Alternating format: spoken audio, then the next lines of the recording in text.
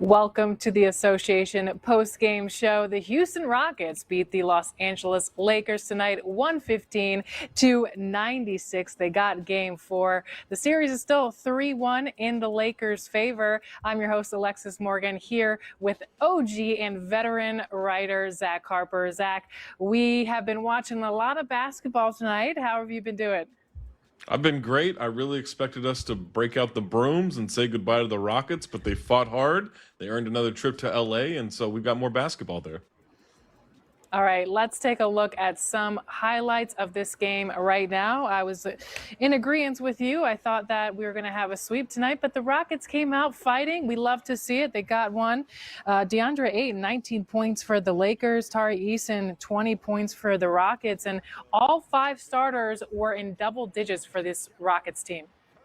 Yeah, you saw, a real complete effort offensively from them. Not a lot of passing, only 19 assists in this game, but they were really good inside. They really attacked the paint a lot in this one, knocked down some shots from the outside, which was big for them. It's not a great three-point shooting team, especially without Kevin Durant in the mix for this game. He's got that bone bruise that he's dealing with. So without him, you really need other guys to step up and make shots, and they did that. They were 12 of 30 from 3. Not an amazing night shooting the ball in terms of volume, but that's 40%. That's really good.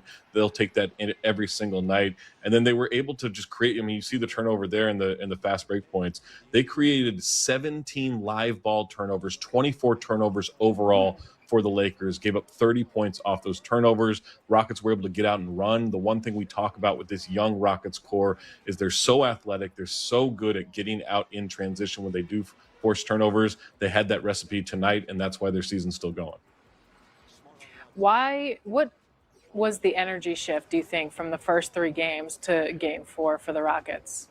We talked about this earlier with the 76ers and the Celtics, and the Tyrese Maxey saying, all right, next game, we've got to play desperate because our season's on the line. Well, the Rockets played desperate in this game. Their season was on the line. They lose. They get the embarrassment of being swept. You don't want to do that with the season that you're supposed to have. The season that they did have was very good. It wasn't maybe up to expectations, but back against the wall at home, they were able to, show some pride, show some desperation, get some really good basketball going on the defensive end of the floor that fueled the offense. We haven't seen that defense from them that we expect throughout this series. There's a bunch of reasons why, but they played it tonight, and that was important. And we'll probably get to the box score here in a moment, but what one player stood out for you on the Rockets team? To me, it was Amen Thompson. He was just dominant throughout. He was so good at, forcing the issue on the interior. Hit a couple of shots outside the paint, but pretty much everything he got was at the free throw line or in the paint. And then he did a good job. I mentioned not a lot of assists in this one for the Rockets, but he did a good job distributing the ball. So when he's able to have a dominant athletic performance like that, it really does emanate to the rest of the team. And I think that's the guy that stood out for me in this game. Take a look at those stats right there. And now we're going to hear from Rockets head coach Ime Udoka.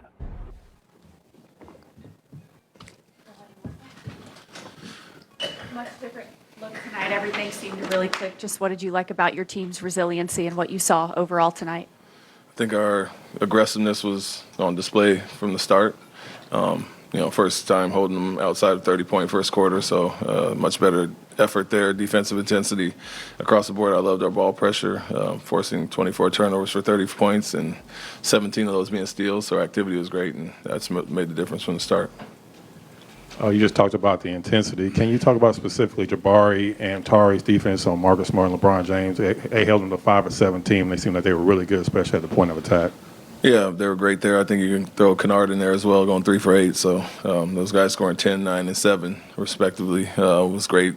A little bit of everybody doing their job, a lot of switching, but the focus was better. Sending guys where we wanted to, making the ball, find other guys. And, when you got Aiden and Hachimura shooting the most shots, I think you're doing a good job with that.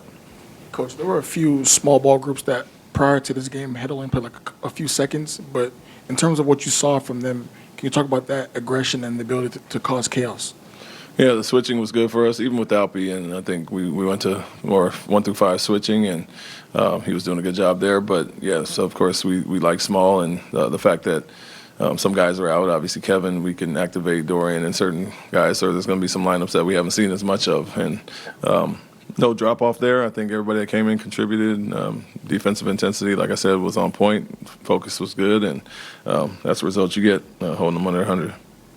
Ime, is this kind of what you've been telling the guys to do all along? Just lean into defense when you don't have Kevin or you don't have some of the other offensive things going? I mean, in general, I don't think our defense has been terrible this series, but we knew we could do better. And when you see the numbers for James, Kennard, and Smart, and obviously holding those guys out of the 20s is a better job. And so nights where you don't shoot it great, you can still rely on that. But when you shoot it like we did tonight at 48 clip and play defense like that, you're in good shape. And so I think, regardless of Kevin being there or not, we've guarded well enough, but we felt we could take it to another level. And I think the switching has done that for us. Over these last 2 games, Tari has kind of taken on the LeBron defensive role primarily. What do you think about the job he's done, and particularly just creating turnovers the way he has? Yeah, his activity's great. Outside of some off-ball fouls, when we got to avoid winning the bonus, he's doing a good job denying, pushing the catches out, being solid, and making them score through him and over him instead of getting by him. And so doing a really good job there. Josh was okay to start the series, but Tari's length is a little bit different. And we are going after him a little bit more as well and trying to make things tough there, knowing he's a good facilitator out of the post. But a lot of that, when Tari's on him, we feel comfortable going one-on-one. How proud are you of the grit your team showed tonight and being able to get this win, especially after the last game and not letting that linger?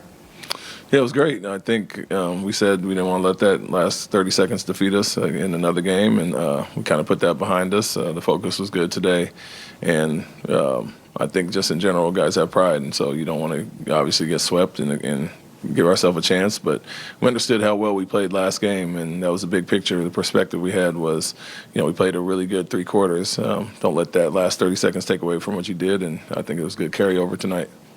Do you feel like your group has a certain swagger and energy when Tari in particular is playing well and kind of feeling himself?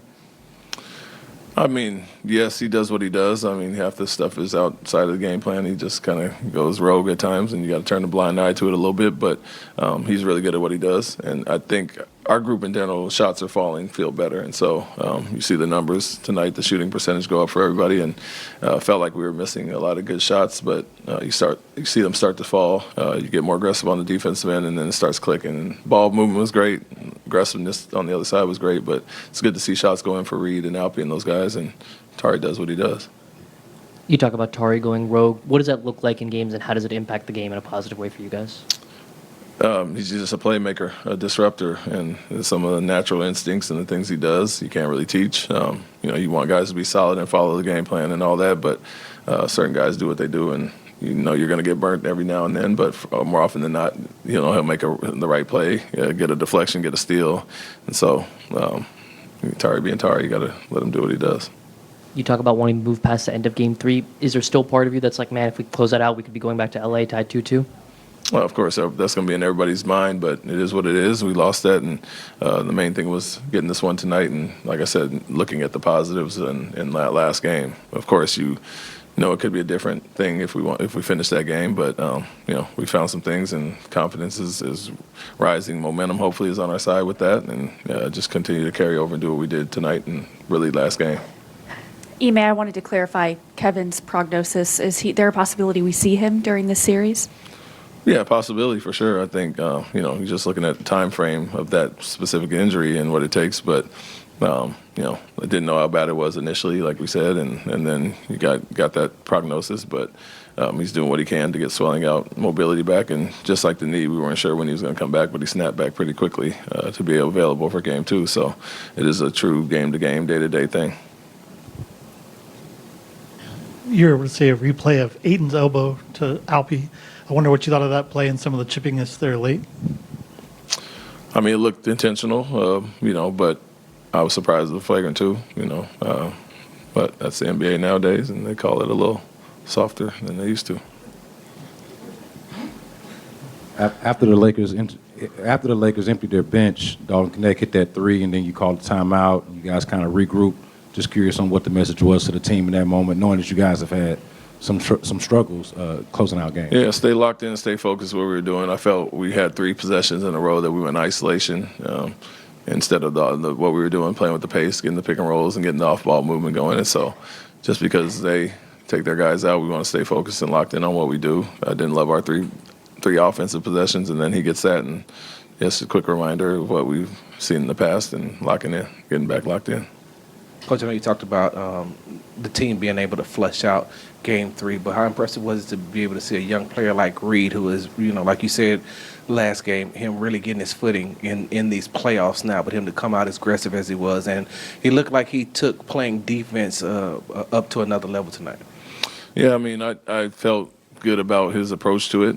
He's obviously frustrated, and on this stage, having a crucial turnover stands out, but I didn't feel like it was going to linger with him and what he does on the offensive end and defensively as well. He wanted to switch a little bit more and get out of some coverages that had us in rotations at the time. And so there's going to be some cross matches in the post, in transition. They got a few heads, early deep seals, but he's fighting more, doing his part as far as that. And then offensively, like I said, I don't ever think he loses his confidence, make or miss. He's getting really good looks, and could be a different series if he was knocking those down, but good to see it going now. And a franchise playoff record for you guys with 17 steals. How important is that to kind of fuel the transition offense and get you guys some easy looks? Yeah, I mean, it just shows our aggressiveness on that end, the deflections and the steals. And, when you can score 30 points off of 24 turnovers, the aggressiveness is up. And 17, obviously, is those live ball steals we can get out and run and play with pace. And so that's been a key in the series, is trying to get up and down when their defense is not set, and then playing fast in the half court as well. But obviously, that's a needed and obviously contributed to our 115. Thanks, Coach. Thank you.